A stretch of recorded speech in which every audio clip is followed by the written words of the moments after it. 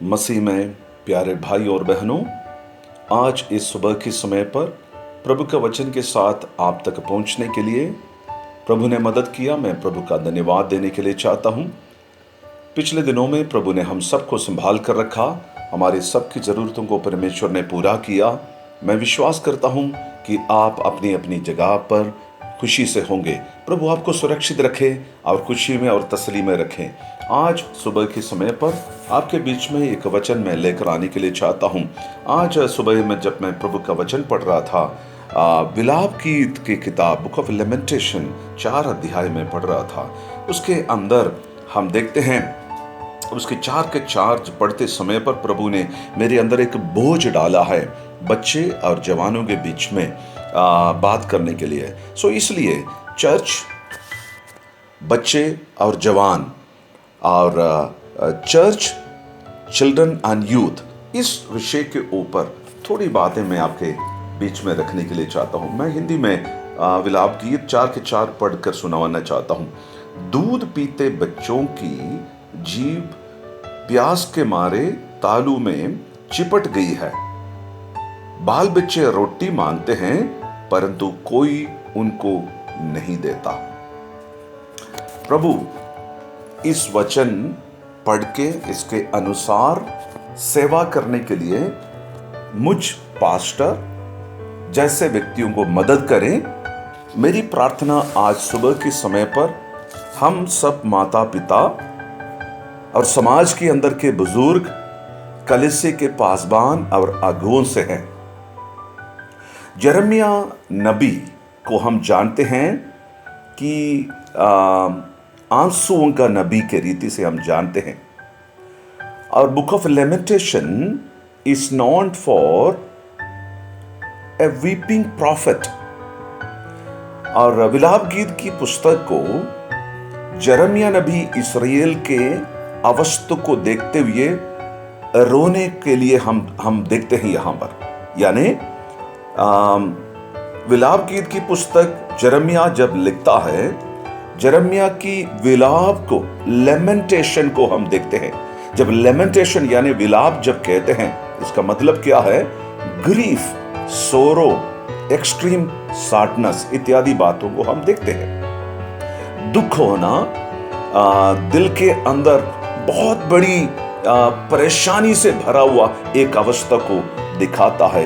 यानी प्रभु का भक्त, प्रभु का नबी रो रहा है यहां पर इस्राएल के अवस्था को देखकर। सच में यहां पर इतिहास जब पढ़ते हैं तो क्या हुआ है?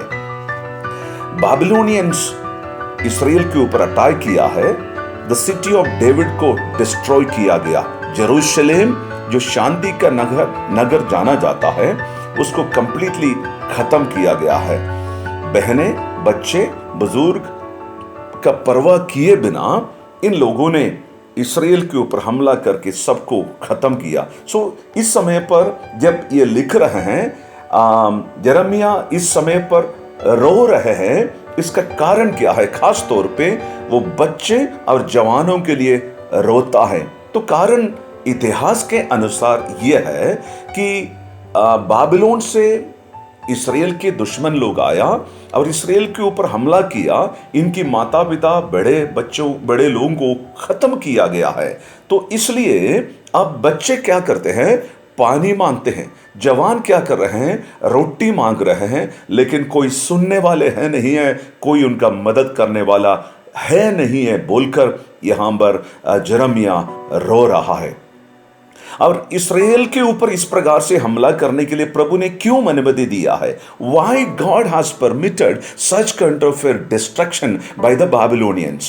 Because of disobedience। जब ये इस्राएलियों को ऊपर इस प्रकार के एक तबाह करने के लिए बाबिलोनियन को प्रभु ने क्यों अनुमति दिया गया है?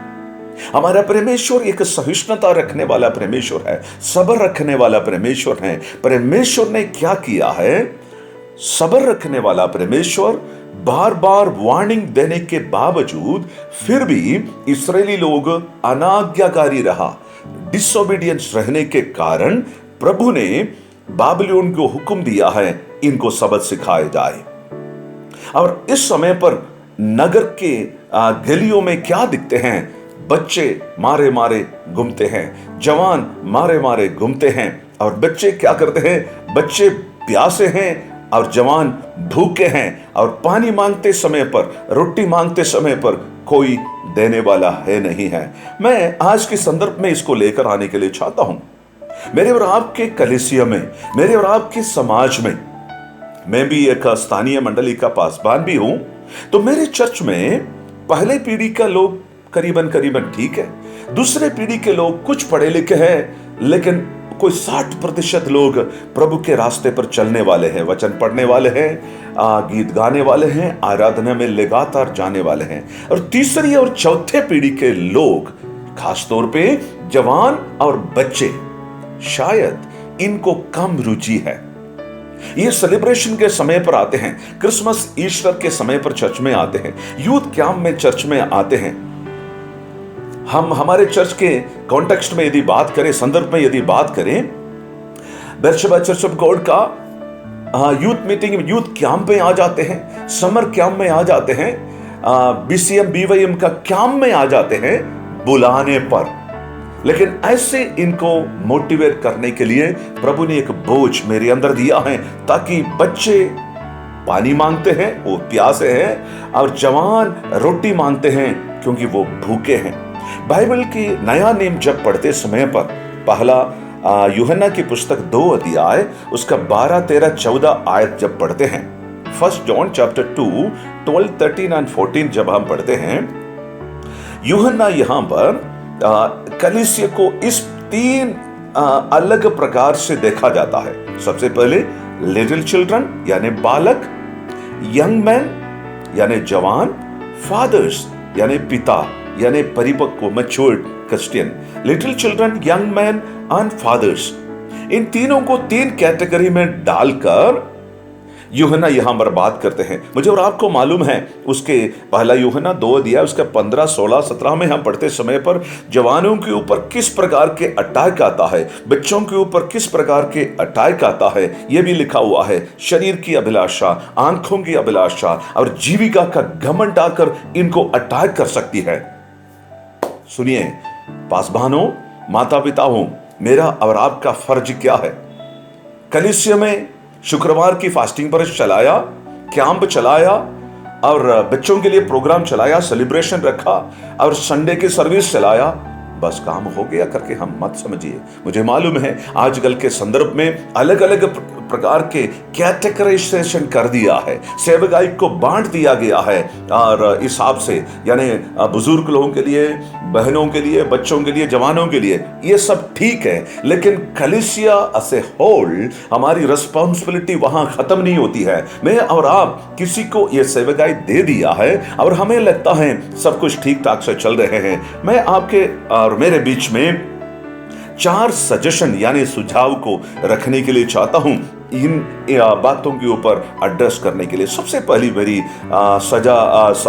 सलाह यह है, be a guide for the unsaved young and children. यानी कलीसिया अपने जवानों के लिए और बच्चे जो प्रभु में नहीं है उनके लिए एक गाइड बनना है, यानी एक अगुवा, एक ले चलने वाली एक माध्यम बनने की जरूरत है। कलीसिया को इस प्रकार अपनी सेवकाई जैसे करते आया है उससे भी हट के जो भूले भटके हुए बच्चे और जवान हैं उनके पीछे ढूंढ के आपको निकलना पड़ेगा।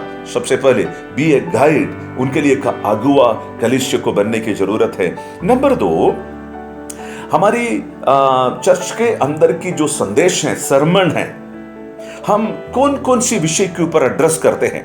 सच बात है, आपको बच्चों के लिए प्रोग्राम है, यूथ के लिए प्रोग्राम है, आप कुछ और लीडर्स को वो काम दे दिया है, लेकिन पासवान होने के नाते, चर्च होने के नाते हमारी जवाबदारी वहां खत्म नहीं होती है, और बल्कि हमें क्या करना है, हमारी कुछ हत्तों का जो सरमन की जो संदेश की जो बातें हैं वो बच्चे और जवानों की तरफ हमें मोड़ने की जरूरत है।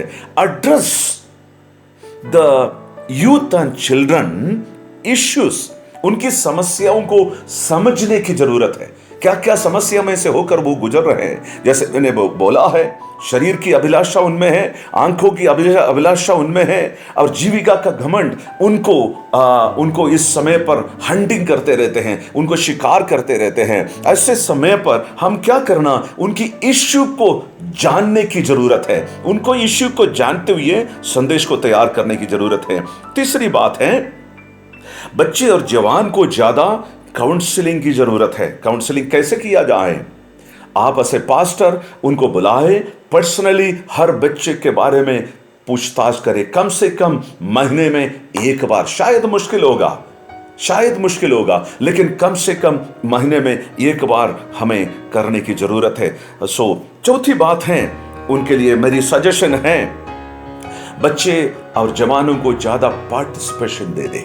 अब हमारे जो संडे सर्विस हो, शुक्रवार के मीटिंग हो, अन्य मीटिंग हो, पार्टिसिपेशन ज्यादा मेरी चर्च में भी किसको देते हैं? हम बुजुर्गों को दे देते हैं, एल्डर्स को, पिताओं को दे देते हैं।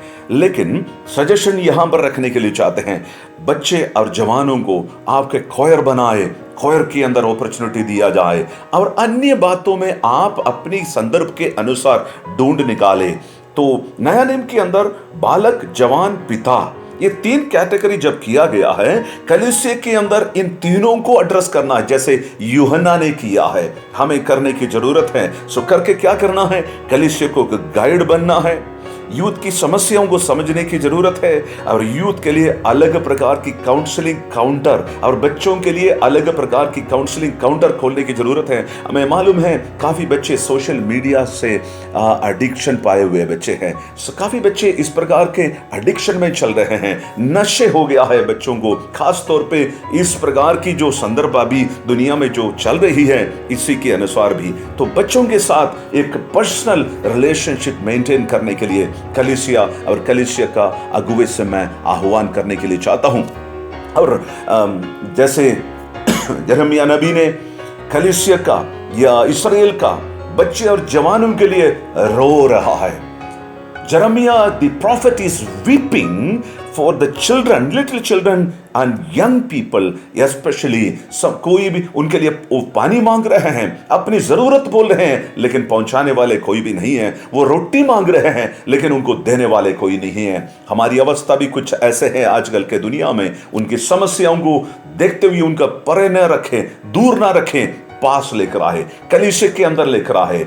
प्रभु मुझे और आपको मदद करें, हमारे कलीसिया का, हमारे समाज का, हमारे घर का यूथ और बच्चों को प्रभु के तरफ लेकर आने के लिए रोते हुए, विनती करते हुए, गाइड करते हुए, काउंसलिंग करते हुए, उनकी समस्याओं को जानते हुए प्रभु के पास कलीसिया के अंदर लेकर आने के लिए प्रभु हम सबकी मदद करे। आइए हम प्रार्थना करें। पिता परमेश्वर, पुत्र यीशु के नाम से हम आपके चरणों में आते हैं। आज सुबह के समय पर मेरी प्रार्थना है हमारे तमाम कलीसियाओं के लिए, खास तौर पे बेरशेबा चर्च ऑफ गॉड के लिए मैं प्रार्थना करता हूं। पवित्र पिता प्रभु जी, हमारे Beersheba youth ministry, children ministry और बहनों के बीच की जो सेवकाई है, बुजुर्गों के बीच की जो सेवकाई है, उनकी समस्याओं को समझते हुए उनके लिए खड़े उतरने के लिए, उनको कैटर करने के लिए पासवानों को, अगुओं को आप मदद कीजिए। प्रभु जी, इन दिनों में नई अभिषेक के साथ हमें इस्तेमाल करें परमेश्वर। यिर्मयाह नबी के समान इन दिनों में ज्यादातर समय पर घुटने में होकर रो रो कर सेवकाई करने के लिए मदद करें। प्रार्थना सुनने के लिए धन्यवाद, मसीह यीशु के नाम से मांगते हैं, आमीन आमीन। God bless you all.